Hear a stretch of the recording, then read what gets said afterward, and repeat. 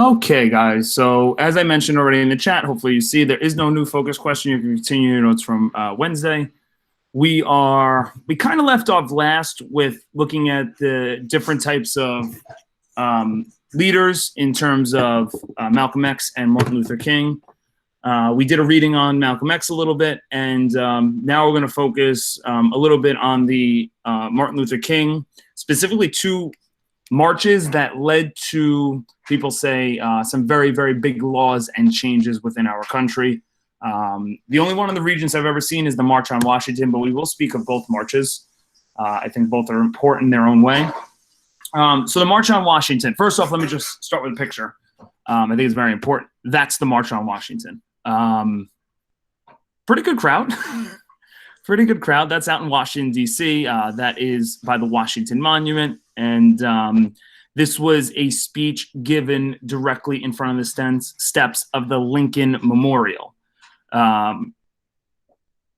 This march went all throughout the country and eventually ended up right here. And this is eventually where Martin Luther King gave his famous speech in front of the one of his most famous speeches at the Lincoln, in front of the Lincoln Memorial, and that's what the crowd looked like. So that's pretty big crowd.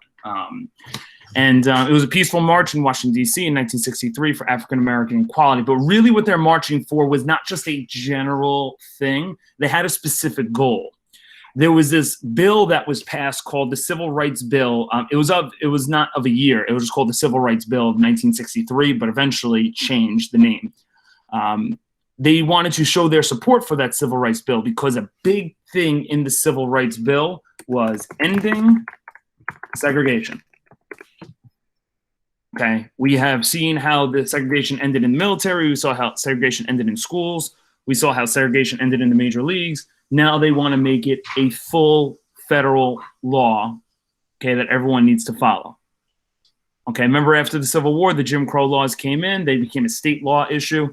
Certain states had worse Jim Crow laws, and then eventually the Plessy versus Ferguson made it a federal mandate sort of thing. So all states had to have it. This is a bill designed to get rid of that. So people are marching on Washington to try and get this passed, okay? There are other things this bill does, as you're going to see, but the march was specifically for that and to grant more freedom for African Americans. Okay, so I'll come back to the Selma March in a second. Okay, we're actually going to jump around a little bit and go from slide to slide. So you already see the photo here. Okay, you already see the photo here. What I want us to do now is go to the very famous Martin Luther King Jr. I Have a Dream speech. It's a longer speech than this. I think we're going to watch the 5 minutes here. If there's something you specifically like from the speech, a quote, a moment, or something, and you want to share it in the chat, please do. But we're just going to let the speech play for 5 minutes. It's a very impactful speech. I say this, the Gettysburg Address, are the top two speeches in American history. I mean, it's a very powerful speech and obviously starts convincing the government in a big way that we need to get rid of segregation. So let's take a look at this speech, and if something stands out that you really like and appreciate, please share it in the chat.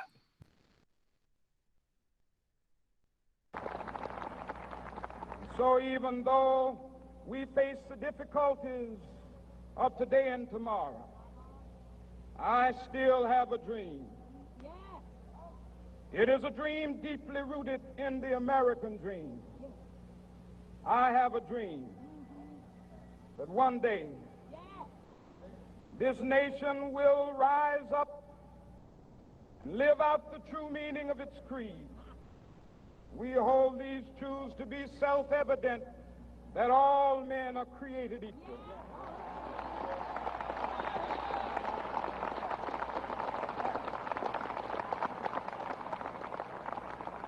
I have a dream that one day on the red hills of Georgia, the sons of former slaves and the sons of former slave owners will be able to sit down together at the table of brotherhood. I have a dream that one day,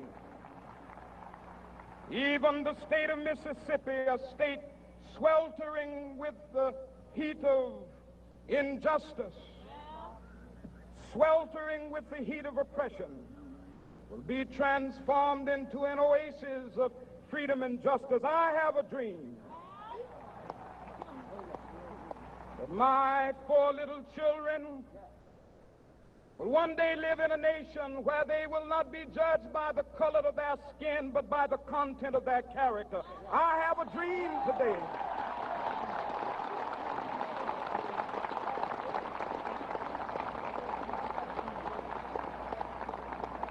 I have a dream that one day, down in Alabama, with its vicious racists, with its governor having his lips dripping with the words of interposition and nullification, one day right there in Alabama, little black boys and black girls will be able to join hands with little white boys and white girls as sisters and brothers. I have a dream today.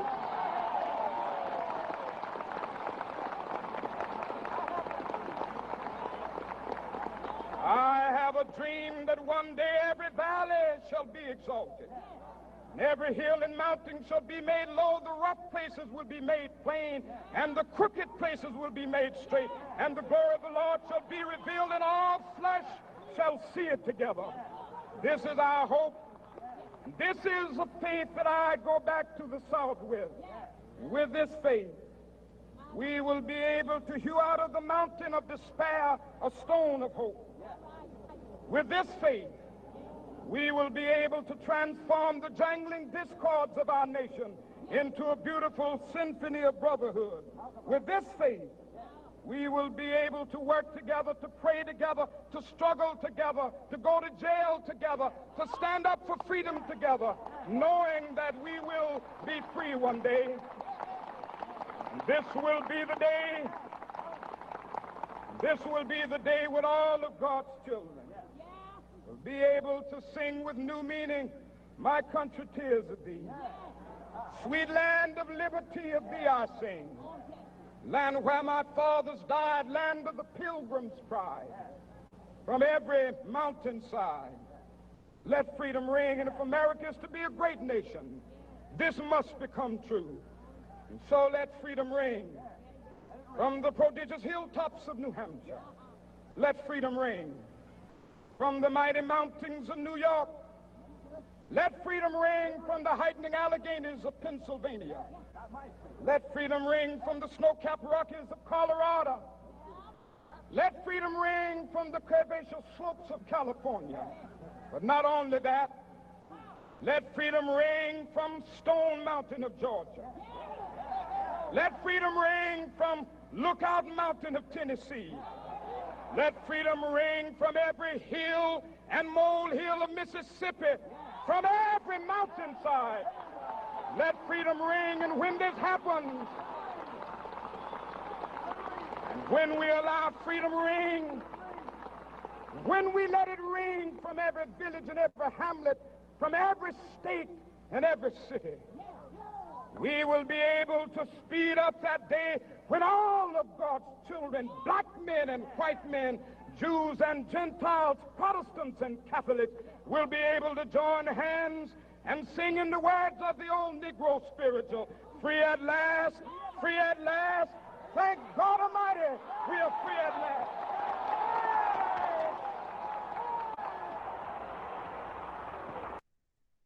The video doesn't do it justice how thunderous of applause he got for that, but yeah, obviously very impactful speech. I want to open it up to you guys for a minute or two just to kind of, say kind of your thoughts or feelings. I know you guys know it's an important and impactful speech, but anything that specifically stood out. Yeah, the freedom should ring. Yeah, he was very good about like pointing out the Declaration of Independence, going back to our famous American songs, our national anthem. He was very particular in that, to using those words to unite the country behind those words, behind having equality for all. Right? I'll start myself. I mean, that whole speech about, and he goes to the, not judging on the color of their skin, but the content of their character. That is such an important message, not only, back then, but even today. Just like, just in general, don't judge someone based on who they are or how they look. well, look at how they live their life and look at how they are as a person. And if they're a good person, no matter who they are, you should like them. Doesn't matter if they're male, female, white, black, gay, straight, doesn't matter. If they're a good person, they do right things, that's how they should be judged. And if they don't do good things, that's how they should be judged, not who they are or where they grew up. Like, I think it's important to, judge people on that. But still, you guys have the floor. I'll be quiet. I'll give you 2 minutes to share. If anyone wants to go further, we can go further, but up to you guys.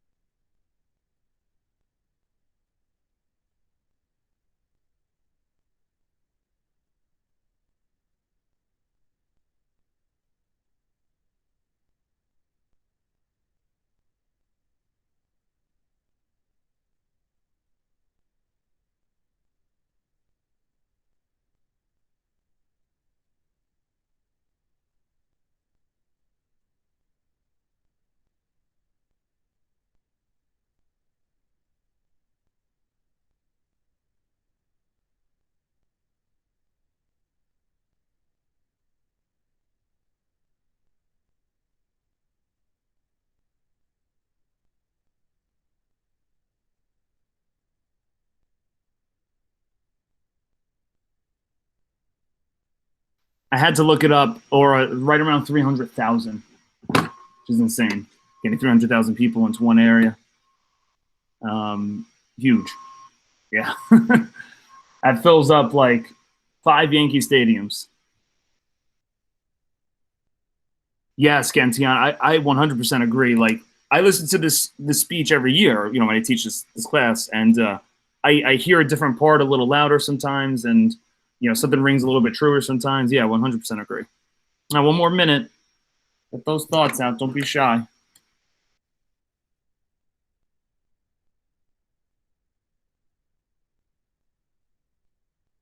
Yes, absolutely.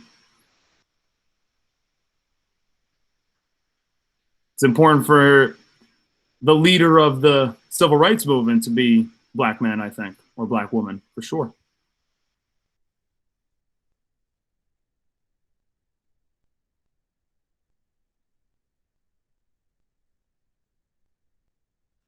Any final thoughts?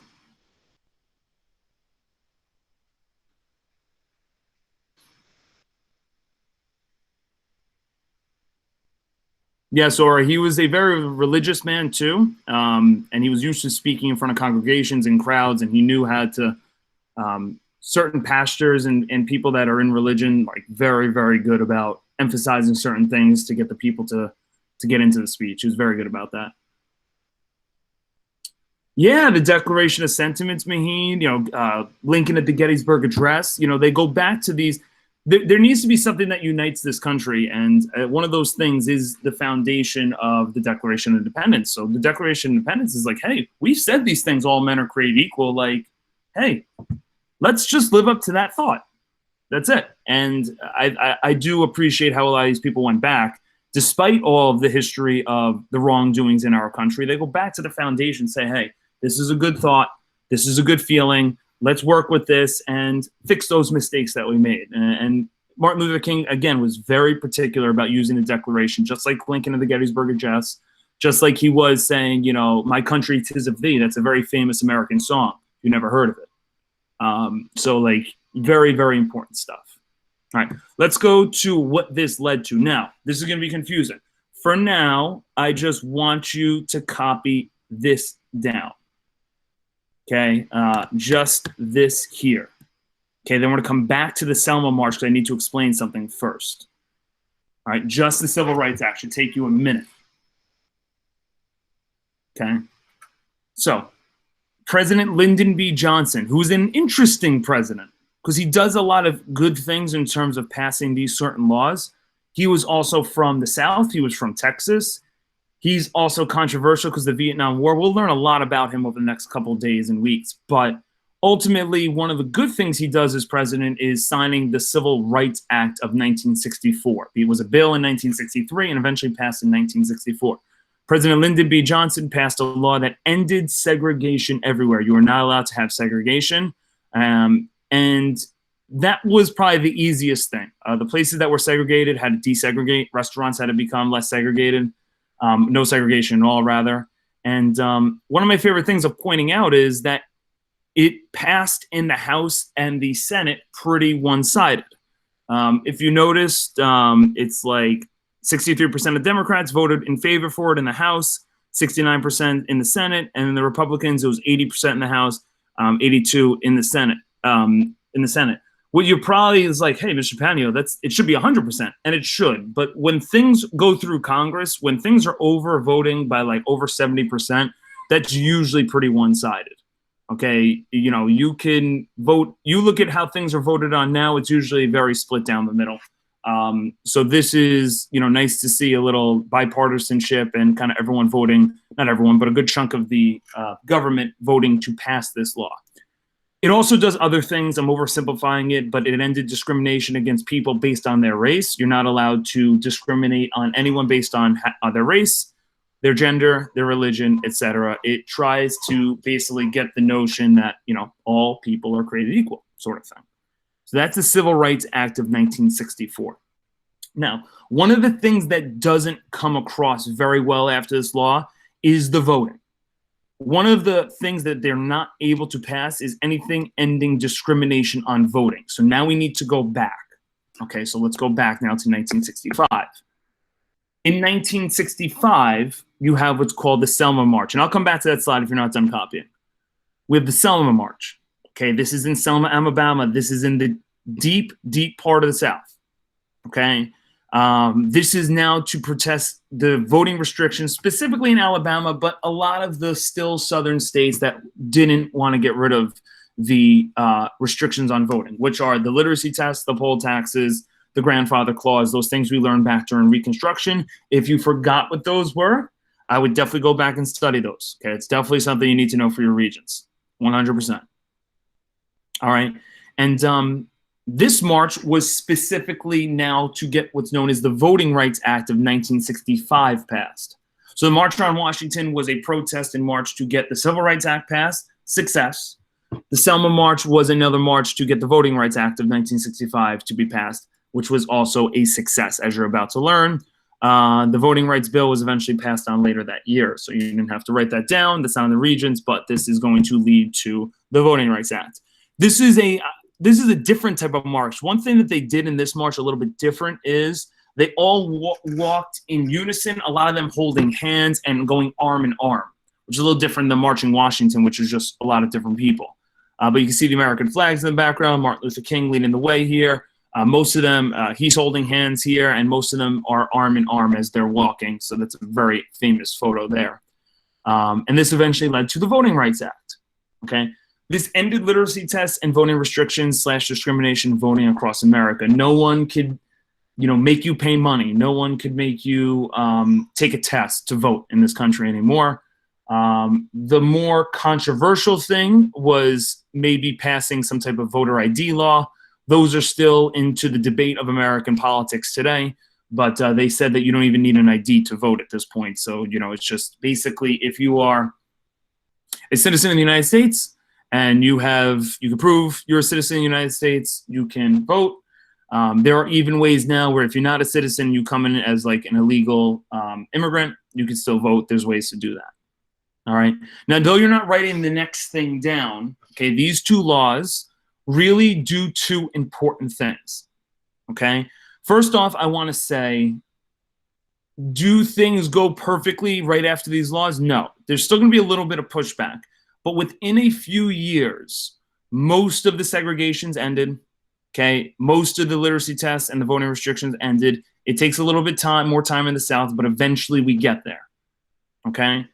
So after these two laws and eventually what's known something known as the Fair Housing Act, which isn't on the regions, there are no more federal laws that restrict Black people from having equality in America. Now, that is not to say there isn't still racism. That is not to say there isn't still discrimination. There's a huge difference back when Jim Crow laws and Plessy v. Ferguson was in effect. That was basically government-mandated discrimination. Mr. Panio could possibly, let's say I was living in 1940. Let's say I didn't believe in segregation. But if I was the principal of a school, I had to, by law, follow that. Otherwise, I would not be allowed to have a school. Okay, I would not be allowed to teach my class. All right. This stops basically any federal laws from happening. Okay. Now, are there state laws? Are there things like, have you ever heard of redlining? Things like that do occur, but those are not federal laws. Okay. Are there things where, racist things are said and things happen? Absolutely. Okay. Unfortunately, yes. All right. But there are no federal laws or systems in place to limit African American by the federal government. There are some laws in the South still in the States. There are certain laws that aren't, exactly 100% equality. But by law, by the federal government, this was a huge step forward. Huge step forward from where we were, and two very important laws. All right, so these were laws that were passed, okay, by the government in 1964 and 1965. All right, any questions before we move on to the last slide?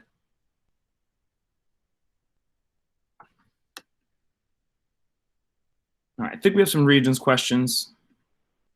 Yes. Okay. The main reason the Voting Rights Act of 1965 removed the literacy test as a voting qualification was that it what?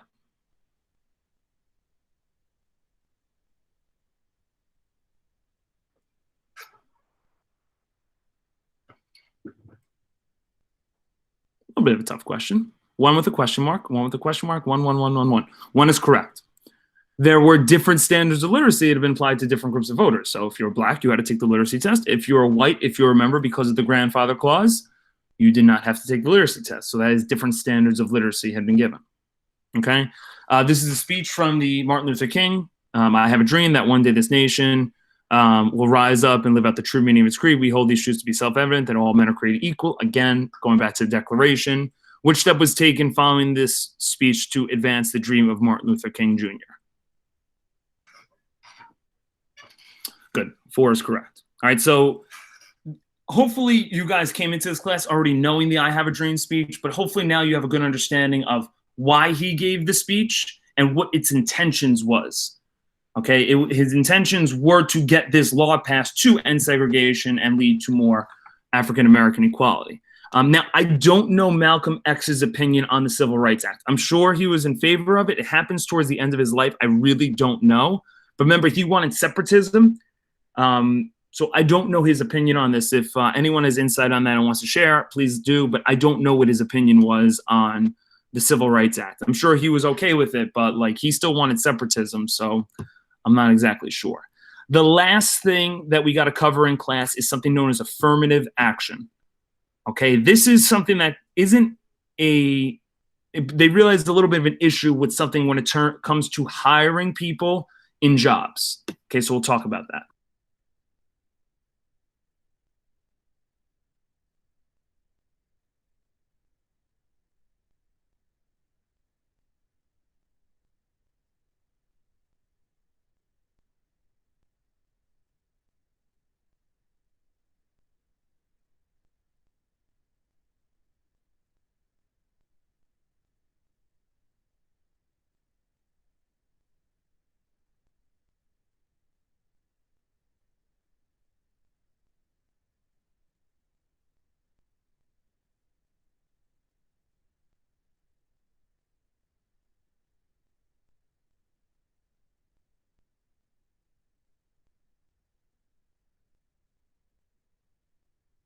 Okay, so let's just kind of, first off, affirmative action is controversial because there are people in favor of it and people against it. The Regents gives both versions. So I'm going to try and explain both versions to you in a unbiased way as I can. All right, so let's look at what happened. So after the Civil Rights Act of 1964, basically, all black people, white people, doesn't matter who you are, basically there should be a diverse group of people entering the workforce that were not originally a part of certain jobs. So if you want to be crafty, if you have a help wanted sign, let's say you're the boss of a company and you want to hire someone, you can, interview, certain groups of people. But in your mind, you may only hire certain groups of people that you are going for. So let's say Mr. Panio owns a business and I interview all of these people, but I know deep down I'm just going to hire all white people. that was becoming a big problem. And this is something that was tough because so many women, so many Black people, gay people were trying to get jobs at this point, and they weren't getting jobs. So we kind of went through this thing where like we maybe can try and fix this. And this is known as affirmative action. Affirmative actions are basically is a program that are designed to make sure colleges, and we're going to talk about colleges a little bit because we're going to, you guys are going to enter college most likely before you enter the workforce for the most part. They want to make sure colleges and businesses hire any minorities who have faced discrimination within our country. So what they do is they establish what's called a set quota. Who remembers what a quota is? Because I don't want to move on until we make sure we know what that word means. What is a quota?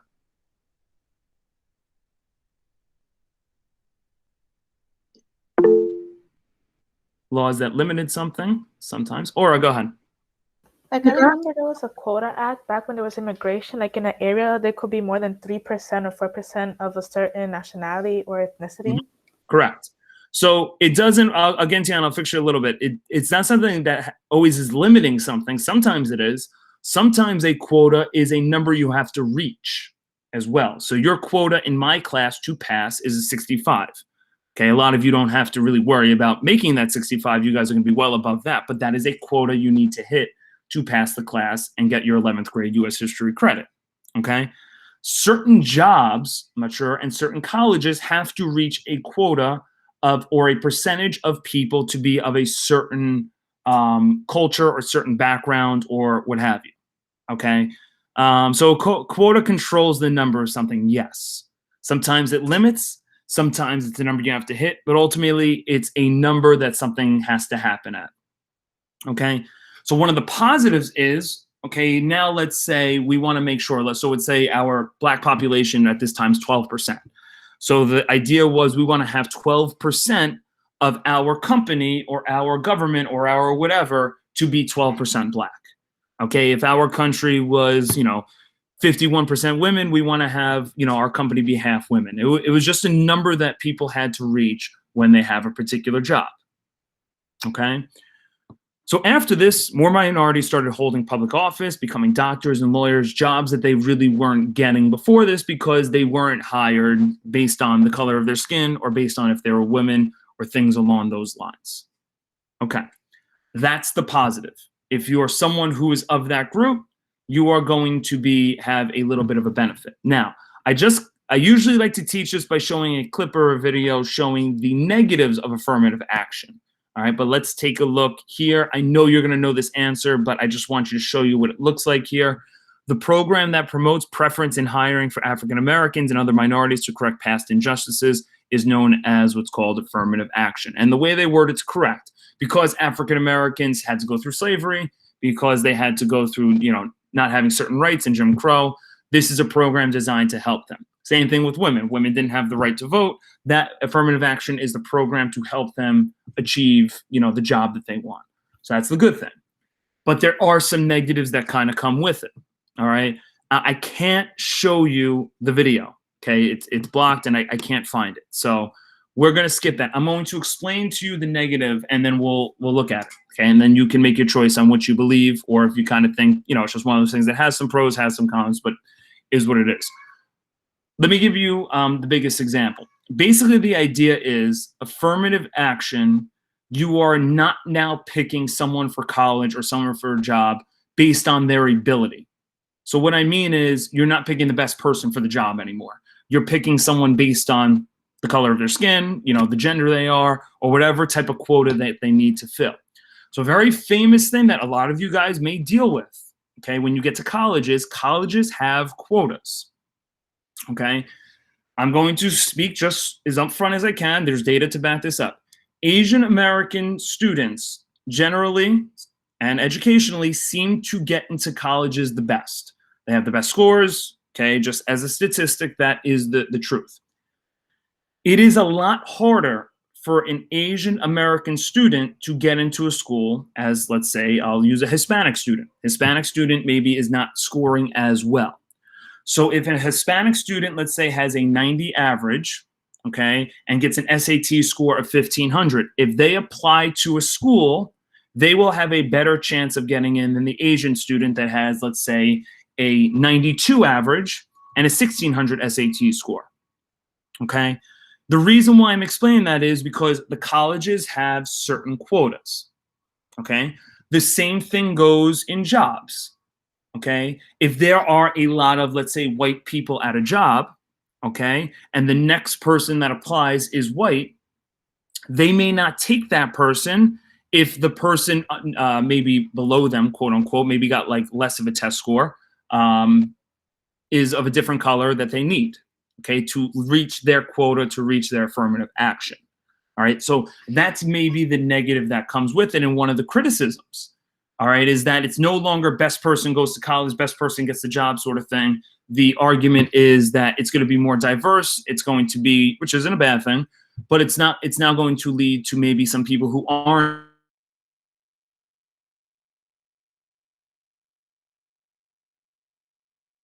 every day and is upset because two particular people were black people, got the job over two other people that got higher test scores, and he was worried, like, well, I have to go fight a fire. I want the best people around me, not based on the color of their skin. So it's a debated thing. Okay, it's a controversial thing, but I think you could see the intention of the program is good, but it has its negatives too. All right, so let's try these regions questions now that I couldn't show you the video. I apologize about that, and see how we do with them. One criticism of the affirmative action programs is that these programs designed to what?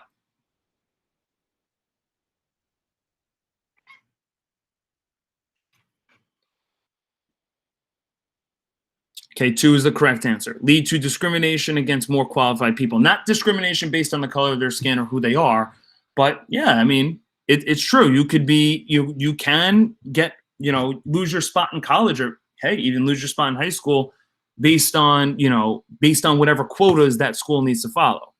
Okay. The second one, programs designed to increase the representation of minorities and women in the workforce have come under attack during years, mainly because what?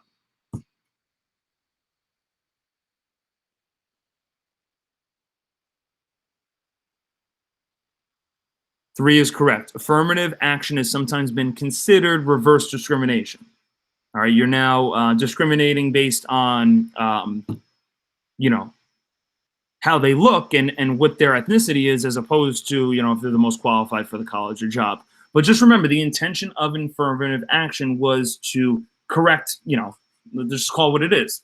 A white person in 1970 will have an advantage over a black person or a woman in 1970 because they haven't had to deal with the Jim Crow and the racism. But now, sitting here in 2021, affirmative action obviously still exists, so it's a controversial thing. All right, so hopefully you guys see both sides of it, and you can make your determination on what your thoughts on affirmative action were, or you could take the road that I usually take, is there's pros and cons to both sides, and just knowing both of them is the most important thing. Okay. All right. So does that conclude African American equality? No. Does it conclude women equality? No. All right, there's still going to be some roadblocks that we have to do, but again, we have moved on from the government mandating racial discrimination. Okay, we've moved on from that point. Now it's just dealing with individuals and certain smaller systems that have these kind of problems. Okay. So let's go back to this tab. This is going to probably end up being homework a little bit, but you have 2 readings. I would suggest you start with the March on Washington first. Okay, this goes into a little bit more details. You should know a little bit about it. Answer the 5 questions that go with it. Then you have the Civil Rights Act of 1964. That's probably the most important thing for the Regents. You should do this one last. And answer the questions that go along with it. Okay? Any final questions before I take attendance and start wrapping it up and you guys working on this till 11:07?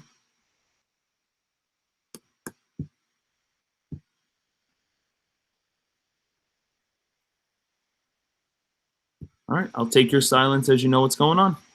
I'll be here if you have any questions.